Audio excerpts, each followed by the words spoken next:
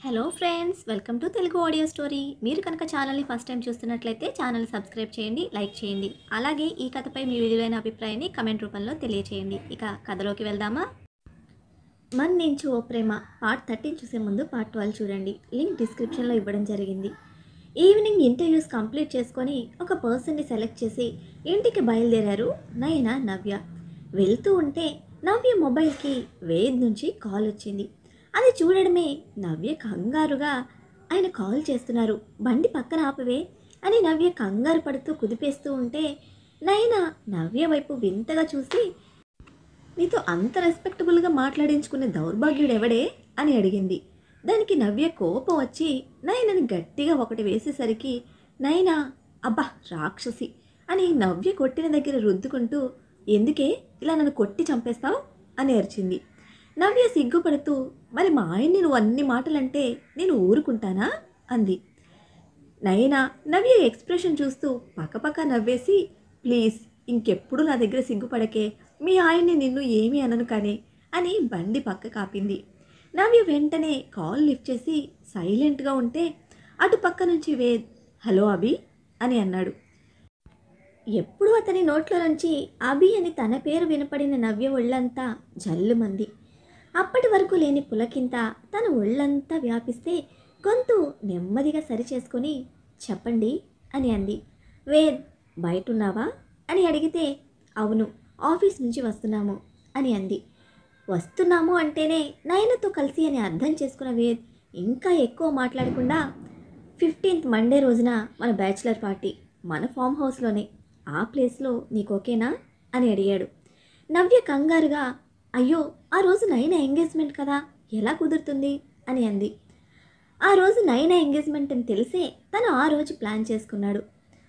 Yeah తెలుసు, morning engagement అయిపోతుంది కాబట్టి ఈవినింగ్ పార్టీకి వచ్చేసే, అండ్ నీ ఫ్రెండ్ని కూడా అటెండ్ అవ్వమను, ఎందుకంటే పార్టీ లీడ్ మీ ఆర్గనైజేషన్కే ఇచ్చాను అని అన్నాడు. దానికి నవ్య షాక్తో అవునా, మెయిల్ నేను చెక్ చేయలేదండి అంటే, నీ ఫ్రెండ్ ఏమైనా చెక్ చేసిందేమో కనుక్కో అని సైడ్ స్మైల్ ఇచ్చి వెంటనే కాల్ కట్ చేశాడు. అదే విషయం నవ్య నయనకు చెప్తే నయన నేను రానంటే రానంది. నవ్య బ్రతిమిలాడి మరీ ఒప్పించింది. నయనతో పాటు శర్వను కూడా ఇన్వైట్ చేసింది. తెల్లవారితే నయన ఎంగేజ్మెంట్. ఇంట్లో వాళ్ళందరూ రేపు ఎంగేజ్మెంట్కి ఏం కావాలో ఏం తీసుకెళ్లాలో అని ప్రీ ప్లాన్గా ప్యాక్ చేసుకుంటున్నారు.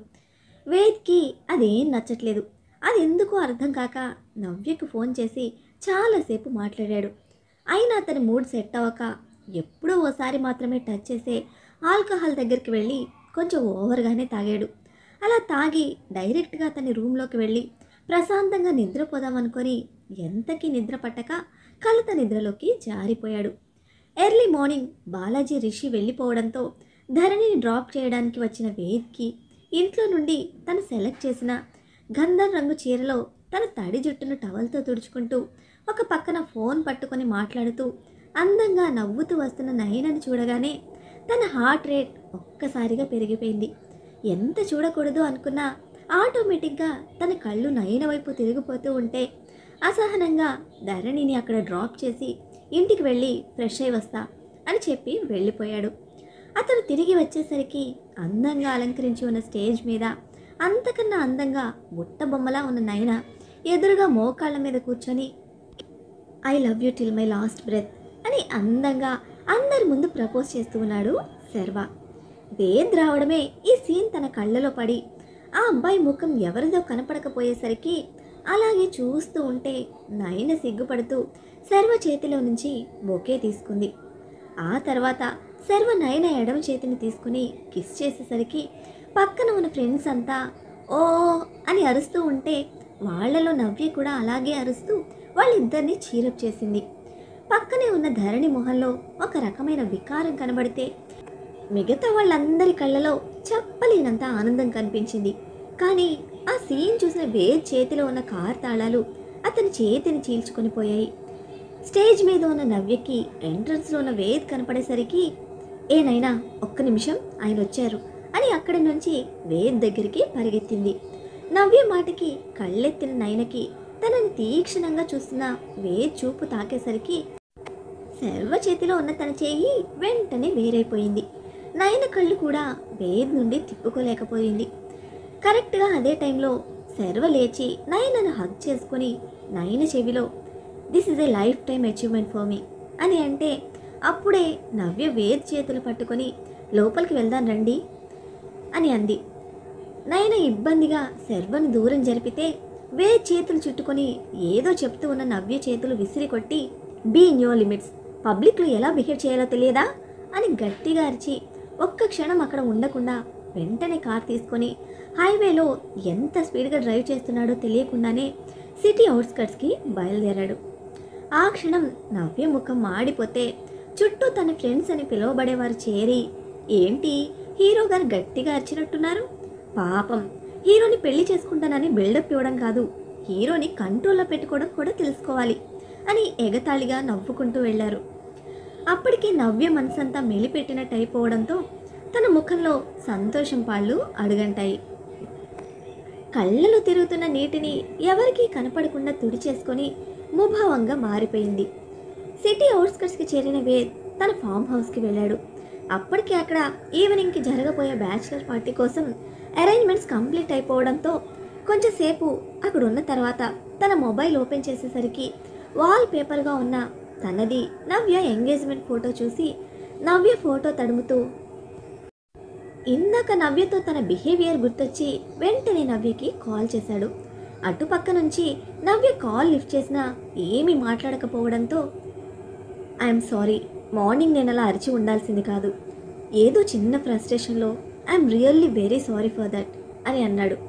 అవి చిన్నగా వెక్కుతున్న సౌండ్ వినిపించేసరికి అబ్బా ప్లీజ్ అవి అంటూ ఉంటే నవ్య నెమ్మదిగా ఏదైనా ఉంటే నాకు నెమ్మదిగా చెప్పండి, కానీ అంత గట్టిగా అరవకండి, నాకు చాలా భయం వేస్తుంది, ఎవరైనా గట్టిగా మాట్లాడితే నాకు చాలా భయం, అలాంటిది మీరు అంత గట్టిగా అరిచేసరికి నేను మీకు చాలా భయపడ్డాను, ఇప్పుడు మీ కాల్ లిఫ్ట్ చేయాలన్నా కూడా చాలా భయం వేసింది అని చెప్పింది. నవ్య సెన్సిటివ్ అని తెలుసు కానీ మరీ ఇంత సెన్సిటివ్ అని అనుకోలేదు. అందుకే అతనికి కొంచెం రిగ్రెట్గా అనిపించింది. వెంటనే సారీ క్యూటీపై, ఇంకెప్పుడు గట్టిగా అరవను, ఏదో పనికి మాలిన థాట్ మైండ్ని డిస్టర్బ్ చేసింది, కానీ నా డైమండ్ పక్కనే ఉంది, ఆ డిస్టర్బెన్స్ నుంచి బయటకు రావడానికని ఆ టైంలో తెలుసుకోలేకపోయాను, ఇప్పుడు తెలుసుకుంటున్నాను, ఇకపై నాకు ఎలాంటి ఫ్రస్ట్రేషన్ వచ్చినా నీ స్ట్రాబెర్రీస్తో తగ్గించుకుంటానులే అని చిలిపిగా అన్నాడు. అప్పటి వరకు బాధపడిపోయి బాధలో కూరుకుపోయిన నవ్యకి వేద్ మాటలు వెంటనే అర్థం కాలేదు. కానీ 2 నిమిషాలు ఆలోచించిన నవ్యకి వేద్ మాటలు అర్థమయ్యేసరికి అప్పటి వరకు ఉన్న ఏడుపు ముఖానికి ఎరుపు రంగున అద్ది పొండి మీకు అసలు నేను మళ్ళీ కాల్ చేస్తాను అని వెంటనే కాల్ కట్ చేసింది.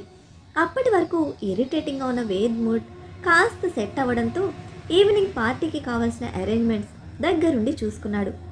అప్పటి వరకు వేద్ను చూస్తున్న నయన వేద్ వెళ్ళిపోవడంతో తేరుకొని లేని నవ్వు ముఖాన పులుముకొని శర్వ వైపు తిరిగి చిన్న నవ్వు నవ్వింది.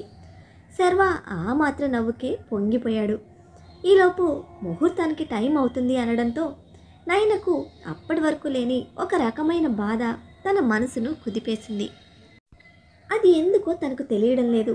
బహుశా ఇకపై తన పేరెంట్స్కి తన దూరంగా వెళ్ళిపోతున్నందుకే అని ఆలోచిస్తోంది. ఈలోగా శర్వ తన మెడలో పూలమాల వేశాడు. చుట్టుపక్కలంతా ఓ అని అరుస్తూ ఉంటే నయన తన కళ్ళు కూడా పైకి ఎత్తకుండా శర్వ మెడలో దండను వేసింది. అక్కడ ఎంగేజ్మెంట్ వాతావరణం మొత్తం above middle class family celebrate చేసుకున్నట్టే అనిపిస్తోంది తప్ప హై సొసైటీ వాళ్ళదిలా అనిపించదు. నయన దృష్టిలో శర్వ మిడిల్ క్లాస్ పర్సన్ మాత్రమే. శర్వ నయన వైపు తిరిగి ఆర్ యూ హ్యాపీ అని అడిగాడు. నయన ఆ సందర్భంలో అడిగిన ఆ క్వశ్చన్కి అయోమయంగా చూస్తూ ఏమైంది అని అడిగింది. శర్వ మీ అత్త సైడ్ వాళ్ళంతా బాగా రిచ్ కదా, మన ఎంగేజ్మెంట్ ఇదంతా కూడా మిడిల్ క్లాస్ లెవెల్లోనే ఉంది, ఇప్పుడు జరుగుతున్న ఎంగేజ్మెంట్ బాగా లేదని గ్రాండ్గా లేదని ఫీల్ అవుతున్నావా అని అడిగాడు. ఆ మాటకి నయన నవ్వేస్తూ నిజమే, మా అత్త వాళ్ళు ఫుల్ రిచ్, కానీ మేము కాదు, నేను మిడిల్ క్లాస్, ఇది మా రేంజ్, ఒకవేళ మీరు ఫుల్ రిచ్ అయినా కూడా నేను అరేంజ్మెంట్స్ కోసం మీ దగ్గర అంత అమౌంట్ ఛార్జ్ చేస్తూ ఉంటే హ్యాపీగా ఫీల్ అయ్యేదాన్ని కాదు, ఎందుకంటే ఈ మాత్రం కూడా అఫోర్డ్ చేయలేని వాళ్ళు ప్రపంచంలో చాలామంది ఉన్నారు. అండ్ ఇంకొకటి, నాకు ఈ ఆడంబరాలు పెద్దగా ఇష్టం ఉండదు. ఇంకా ఫ్యూచర్లో అంటారా, ఇద్దరం కష్టపడదాం, ఉన్న దాంట్లో హ్యాపీగా బతుకుదాం అని చెప్పింది. ఆ మాటకి సర్వ ప్రేమగా గర్వంగా నయన కళ్ళలోకి చూస్తూ ముహూర్తం టైం అవుతోంది అని చెప్పడంతో తన చేతిలో ఉన్న ఉంగరాన్ని నయన వేలికి తొడిగాడు. ఆ సమయంలో సర్వ ముఖంలో ప్రపంచాన్ని గెలిచిన సంతోషం కనిపిస్తూ ఉంటే అప్పటి వరకు బాగానే ఉన్న నయన ఆ క్షణంలో తన ముఖం ఒక్కసారిగా దిగులుగా మారిపోయింది. అందరి సమక్షంలో సర్వ నయనల నిశ్చితార్థం ఘనంగా జరిగిపోయింది. ఈవినింగ్ 7 o'clock ఫామ్ హౌస్కి బ్యాచిలర్ పార్టీ కోసం ముస్తాబైంది. అక్కడికి వచ్చేదంతా ఓన్లీ యంగ్స్టర్సే కావడంతో అక్కడ మందు ఏరులై పారుతోంది. వేద్ ఇంటికి వెళ్ళి ఫ్రెష్ అయి వస్తూ రిషిని కూడా రమ్మని అడిగితే రిషికి ఆ రోజు హాస్పిటల్లో అర్జెంట్ కేసు ఉండడం వల్ల తనకి కుదరదు అని చెప్పాడు. ఇక వేద్ ఒక్కడే ఫామ్ హౌస్కి స్టార్ట్ అయ్యాడు. మార్నింగ్ సర్వకి అబ్రాడ్లో ఉన్న వాళ్ళ కంపెనీలో చిన్న వర్క్ ఉండడంతో తన ఈవినింగ్ ఫ్లైట్కి అబ్రాడ్ వెళ్ళిపోయాడు. ఇక చేసేదేమీ లేక నయన నవ్య ఇద్దరు కలిసి స్టార్ట్ అయ్యారు. బ్లాక్ శారీలో నవ్య సూపర్గా కళ్ళ తిప్పుకోలేనంత అందంగా ఉంటే ఎప్పటిలాగానే జీన్స్ క్రాప్ టాప్ వేసుకుంది నయన. నయనకి అడ్రస్ తెలియడంతో ఇబ్బంది లేకుండానే తన స్కూటీ మీద వేద్ ఫామ్ హౌస్కి వెళ్ళిపోయారు. అప్పటికే అరేంజ్మెంట్స్ అన్నీ కంప్లీట్ అయిపోయి ఫంక్షన్ స్టార్ట్ అయ్యి చాలామంది గెస్ట్లు కూడా వచ్చి ఉండడంతో నయన స్కూటీ చూసిన వేద్ వాళ్ళ వైపు అడిగేశాడు. బ్లాక్ టీషర్ట్, క్రీమ్ కలర్ జాగర్స్తో చాలా హాట్గా ఉన్నాడు. నయన స్కూటీ లోపలికి రావడంతోనే స్కూటీ దగ్గరికి వచ్చి నవ్యకి హ్యాండ్ అందించి నిలబడ్డాడు. నవ్య అతని చేతిలో చేయి కలిపి స్కూటీ దిగిన వెంటనే వేద్ నయన వైపు చూస్తూ నవ్య చేతిని కిస్ చేసి తన చేతి మీద పట్టు బిగించి తన జుట్టు సరిచేస్తూ క్యాబ్లో వస్తావు అనుకున్నాను, స్కూటీ మీద రావాల్సిన కర్మ నీకేంటి, చూడు ఫేస్ ఎలా అయిపోయిందో అని అంటూ ఉంటే నయన ఇబ్బందిగా అక్కడి నుండి వెళ్ళిపోయింది. వేద్ నవ్యని తన ఫ్రెండ్కి ఇంట్రడ్యూస్ చేయడానికి తీసుకువెళ్ళాడు. నయన లోపలికి వెళ్ళడంతోనే వర్క్లో పడిపోతే వేద్ నవ్య వాళ్ళ ఫ్రెండ్స్ దగ్గరికి వెళ్ళిపోయారు. మిగతా వాళ్ళంతా తాగేవాడు తాగుతూ ఉంటే, తినేవాడు తింటూ ఉంటే, డ్యాన్స్ చేసేవాళ్ళు డాన్స్ చేస్తున్నారు.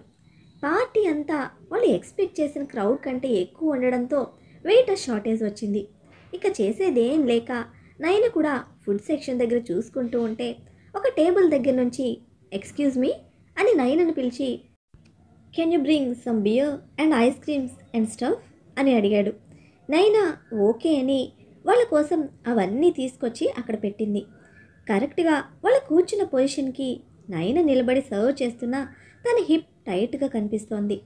తనని అలా చూసిన వాళ్ళు టేబుల్ మీద ఉన్న గ్లాస్ ఒకటి కావాలని కింద పడేసి ఓ షిట్ ఐఎమ్ సారీ అని అనడంతో నయన చిరునవ్వుతో ఇట్స్ ఓకే అని వంగి క్లీన్ చేస్తూ ఉంటే వాళ్ళంతా అలాగే చూసి నవ్వుకుంటున్నారు. వేద్కి అర్థం కాలేదు అక్కడ ఏం జరుగుతుందో అని. దూరం నుండి చూసి సంథింగ్ అక్కడ ఏదో కింద పడిపోయింది అని అనుకున్నాడు తప్ప అంత కీన్గా అబ్జర్వ్ చేయలేదు. నైనా అది క్లీన్ చేసి వెళ్ళి వర్క్ చూసుకుంటూ ఉంటే మళ్ళీ వాళ్ళే వేరే ఇంకేదో తీసుకురమ్మని కాల్ చేశారు. నయనకి ఎందుకో ఇబ్బందిగా అనిపించి వేరే వెయిటర్ని పంపించడంతో నయనను మాత్రమే తీసుకురమ్మని వాళ్ళు పట్టుపట్టారు. పార్టీలో గొడవ అయితే ఇప్పటికే వేద్కి తన మీద పీకల వరకు కోపం ఉంది. ఇంకా ఈ గొడవ కూడా జరిగితే ఇంకా ఏం తిడతాడో అని భయం వేసి సైలెంట్గా వాళ్ళ దగ్గరికి వెళ్ళి కావలసినవి తీసుకొచ్చింది.